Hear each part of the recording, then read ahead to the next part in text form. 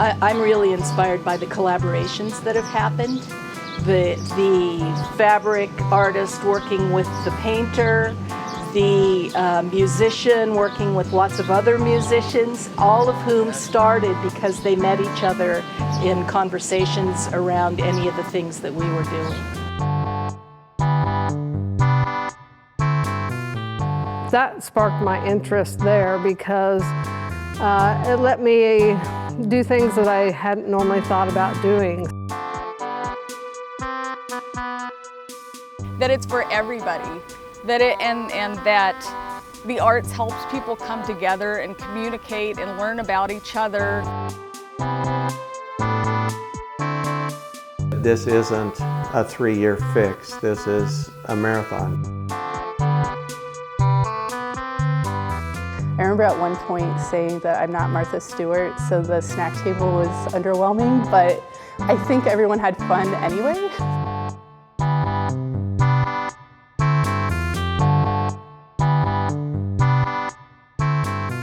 Because of its presence, there was an ability to support and encourage young artists in particular, but all artists in Salina, and that doesn't just happen.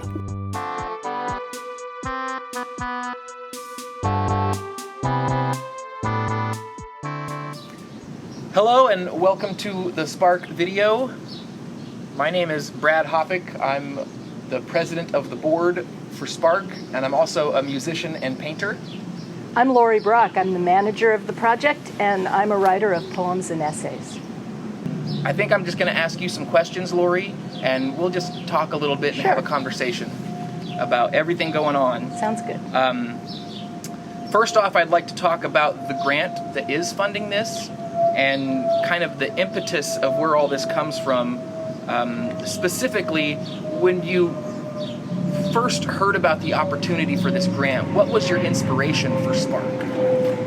Spark is the result of the Artist Initiative grant that was offered by the Greater Salina Community Foundation, which is a really generous group of people who donate to the foundation, and then the foundation grants those donations to local projects.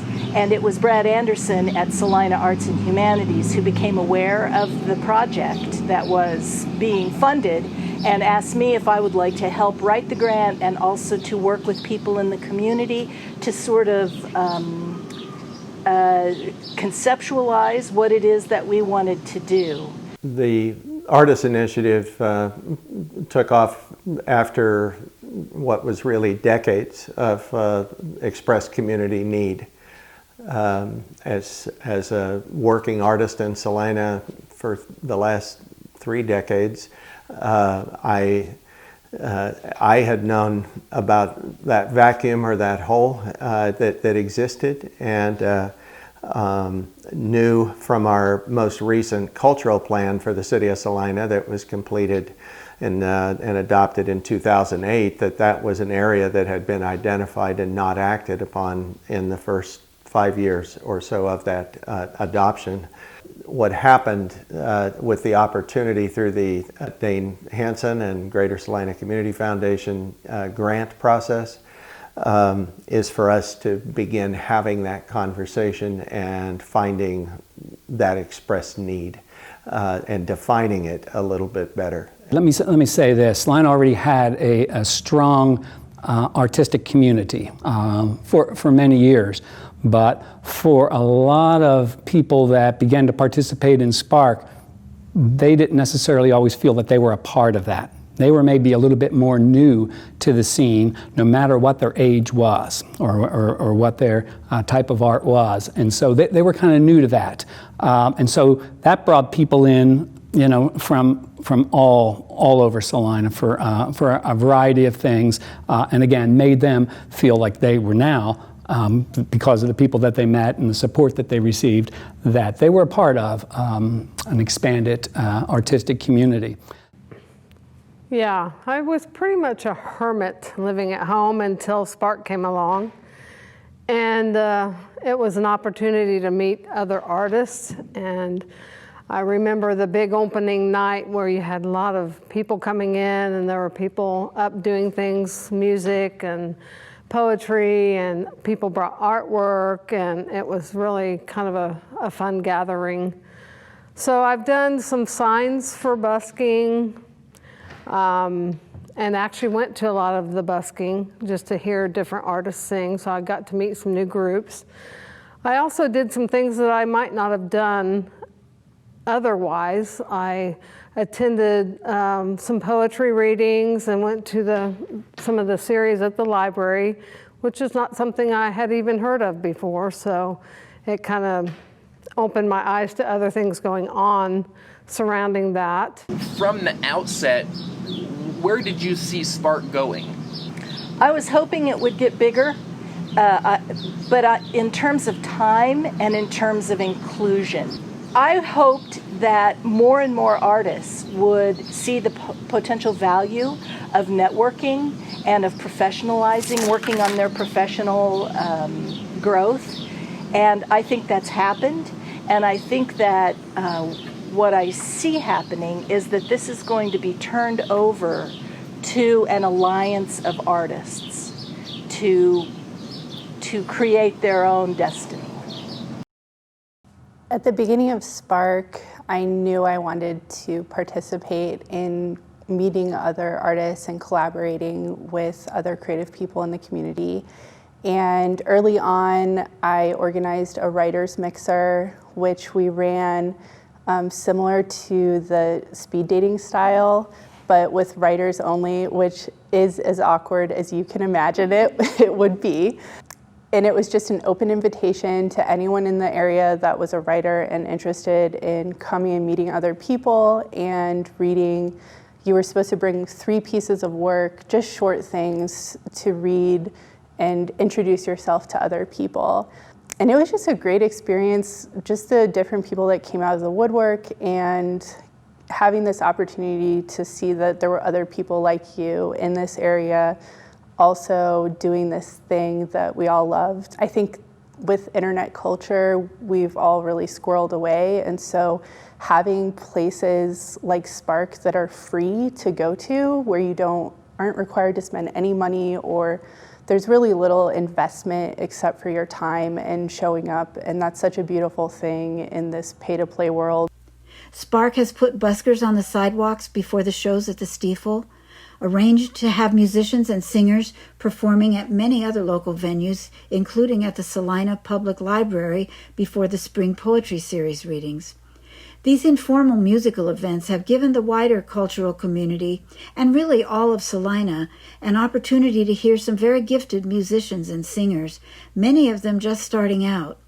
Equally important, it has provided a performance venue for these musicians, and that's hard to come by anywhere, but especially difficult in a smaller community. What were some of the ways you found to bring artists together? Everything we did was about bringing artists together. It started with a big meeting, and then it broke into smaller meetings. We put paper on the walls with ideas, and people could sign up for whatever idea it was that was interesting to them. Those became those smaller groups that started meeting together. The people who came together to paint the walls and to help us clean out that downtown building were already indicating their need for this kind of project, so they were immediately part of the group that we put together. So we talked to each other, and we tried to be ground up. We tried to never be top down, that the project wasn't saying, here's what you need, artists. The project was saying, what do you need? And how can you find this place and this project potentially valuable for you? The night I walked in and saw a solo performance as a Horizons recipient from Louis McGee. Louis talked with such eloquence and passion about the importance of growing and building his voice as an artist and to have him doing that within that Spark space, and to see the diverse audience that was there, and some of his supporters singing some hymns when he got into that song, just brought it all home on a human scale. That is a nice reinforcement of why all the work was worth it. We had the opportunity with my current Salina band, the Radicals. The Spark had us busk before Beach Boys concert, and it was great. I mean, we had all these people lining up to see the concert, and they got to enjoy us. And that I loved that the local artists in town make the signs for the busking act, so it's just a way of getting various people involved, and like Joel running sound. And then there was some of the other artists from the community that I recognized out taking pictures, and there was a couple people that were dancing in the street, and it was a great experience. And I think it's really valuable for both helping people who are wanting to see these big artists get some of the local flavor as well. Maybe 20 years ago, maybe less than that, Salina Arts and Humanities created a community cultural plan, and one that was based on a lot of research with a lot of people. And one part of that community cultural plan was artist development. So they uncovered it in that process years ago. And so we were working, when Brad and I started working on this project, we were working on the assumption that that was something that was still important in Salina. When we had 136 responses by local artists to the Artist Thrive survey that was done to kind of set a preliminary benchmark and need to grow from. I knew that there was some loneliness and some isolation and some lack of direction for many of the local artists who our agency and others hadn't fully supported or been responsive to. But seeing those numbers in charts and graphs and just the clarity of how great that need was humbling. I moved here from out of state, so I'm not a local, and it's been hard to meet people outside of work. Participating, especially in that the last December Christmas sale, was such a great experience for me. I've been tripping over things at my house for years, and it was so cool to see all of my work together as one body, and I started to see all these common threads in what I've been doing over these years.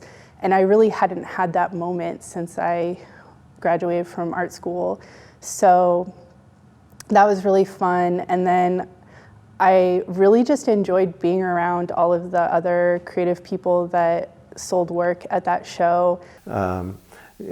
Getting 25 people in a room and doing a mental health first aid as an intentional act of this grant, of having a better understanding of arts and healing and the role that arts play in building healthy communities emotionally and physically.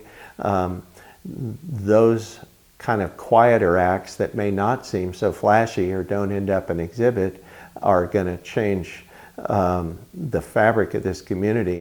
With Spark, I have been working with the artists in healing environments. And this is to bring art to people that are in a healing type situation, and to help them grow and heal. The very first Ask workshop, which took place at the Spark building, I think on all-day Saturday type of event. And the thing that I get from that is the diversity of people that were at that workshop and the energy that filled the room. I think a lot of people were surprised at who was there and what they were asked to contribute and then to collaborate. That the artists were as much a part of it instead of asking for permission from any agency. Absolutely. It was the artists as much as it was Spark, and Spark as a resource is really about aiding and supporting those artists to find out what the needs are and how can we help learn how to resolve those. Right. And Brad, I think I think it took most of the 2.5 years that we operated before the building went away to convince people that that was the case. Because there is this idea that an institution has power and that an institution is top down and that an institution knows more than an individual. And that's just not the case with this project. The case with this project is it doesn't exist unless we're all looking at each other the way you and I are doing right now and having honest conversations. I like, first of all, that Spark is a community. It's really a community effort. And it's open to everybody of all different kinds of arts, but just everybody who's different political backgrounds or religious views or religions or races or shapes or whatever you are, that it's for everybody. And that the arts helps people come together and communicate and learn about each other in sometimes a less threatening way. And I see Spark as a very important force in the community for that, because it's always been such a welcoming space. What do you hope is the artist takeaway for those who took part in Spark? I hope that artists continue to build on that networking that they've established. I hope that artists continue to take their professional development really seriously, or as seriously as they need to for their individual goals. And I hope that artists start to feel even more connected to our community than they did before they busked on the street, or before they sold their work at our pop-up sale in December, or before they read their poems when their new book came out inside the building when we did a lot of book openings. I hope that those are the three things that live on, and they don't need an agency or an organization to go forward. They only need individual artists to believe in their work and to believe in the power of their alliance to make things happen for them in the community. The effect of the Spark program on me as an artist was something of a kick in the butt, and I don't think I'm alone in that. You know, Spark was about community for me, and it provided a lot of impetus, a lot of motivation, a lot of push to not just get work done, but to make better work. And I got a lot of help from a lot of people for that. There were workshops, there were readings, but also the interaction with other artists. That's one of the things that Spark provided. Not just that interaction, but just the realization for all of the participants, whether they were visual artists, photographers, singers, songwriters, writers, poets. We were artists, and we ended up dealing with that and facing that, and sometimes embracing that something of a label, but we were able to see ourselves as artists, no matter what our medium was. In the next 3 to 7 years, we're going to have to be careful as an agency to make sure that we stay in communication with artists, that we hear what their needs are and what they're looking for, to help find healthy ways of equipping artists to continue to grow professionally, to be challenged, to look for opportunities for them to continue to grow and to thrive. That might be taking the steps, for instance, to apply for a large grant, a multi-$100,000 multi-year grant for the community, but that's geared towards artists to take that next step, to get to that next level. Brett, it's really important for us to acknowledge how key to this the granting agencies were. That's the Greater Salina Community Foundation and the Dane G. Hansen Foundation. They have given us 3 years, from August 2017 through July 2020, to experiment, to get together, to network, to make mistakes, to come up with a better idea. so that we can continue to go forward creatively in Salina. Salina has never had this before.